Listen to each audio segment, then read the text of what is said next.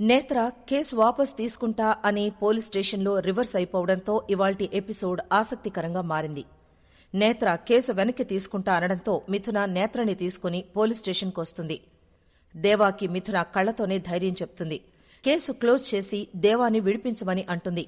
SI నేత్రతో నిన్నెవరైనా భయపెట్టారా, నిన్నెవరైనా బెదిరించారా అని అడుగుతాడు. లేదని నేత్ర అంటే మరి కంప్లైంట్ ఎందుకు వెనక్కి తీసుకుంటున్నావు? నువ్వు ధైర్యంగా ఉండు, డిపార్ట్మెంట్ మొత్తం నీ వెనుకుంది అనంటాడు. మరోసారి నేత్రతో కేసు వెనక్కి తీసుకుంటావా అని అడుగుతాడు.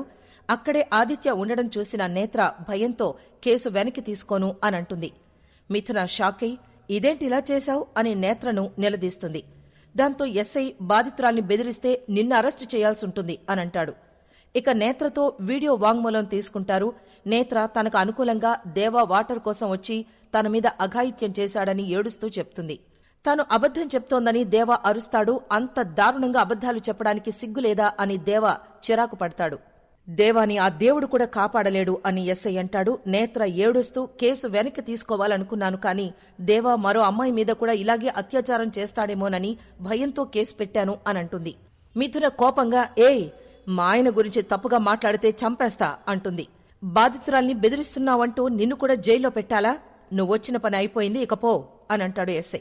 మిథున ఆటో కోసం రోడ్డు మీద ఎదురు చూస్తూ ఉంటే అటుగా హరివర్ధన్ వచ్చి నీతో మాట్లాడాలమ్మా అని మిథునను తీసుకువెళతాడు. అందర్నీ వదిలేసి అతనితో వెళ్లిపోయావు. చూస్తూ చూస్తూ ఏ తండ్రి రౌడీని అల్లుడుగా ఒప్పుకోడు. నేను మాత్రం నీకోసం అందుకు రెడీ అయిపోయాను.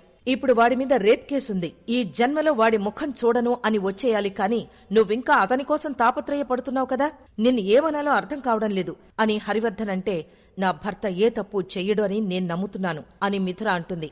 దేవా మనసులో అలాంటి దురుద్దేశం ఉంటే నన్ను కూడా అలా చూసేవాడు కదా. నేను చీర మార్చుకునేటప్పుడు కూడా తల దించుకుని వెళ్లిపోయేవాడు.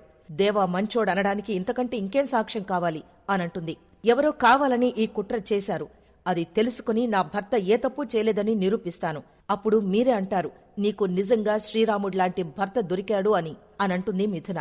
మిథున దేవాన్ని తీసుకొస్తుందని శారద 1000 కళ్లతో ఎదురుచూస్తూ ఉంటుంది. ఇంతలో మిథున ఆటో దిగడంతో దేవా కూడా వచ్చేశాడా అని శారద, సత్యమూర్తి అందరూ దేవా అంటూ పరుగులు తీస్తారు. కాని మిథున ఒక్కర్తే రావడం చూసి బాధపడతారు. దేవాని ఎందుకు తీసుకురాలేదు అని శారద అడిగితే నేత్ర మోసం చేసిందని మిథున చెప్తుంది. జరిగిందంతా వివరిస్తుంది. దేవా బయటికి రాడా, జైల్లోనే ఉంటాడా అని శారద చాలా ఏడుస్తుంది. ఈ రేప్ కేసు వల్ల వాడి భవిష్యత్తు నాశనమైపోయేలా ఉందని సత్యమూర్తి కూడా ఏడుస్తాడు.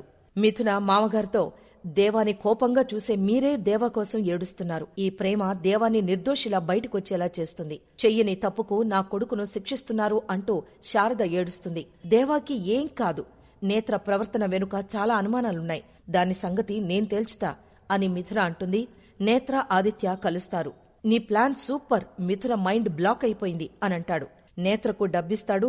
మిథున గురించి నాకు బాగా తెలుసు. తను ఓడిపోయినట్లే కనిపిస్తుంది, కాని గెలవడానికి పోరాడుతుంది.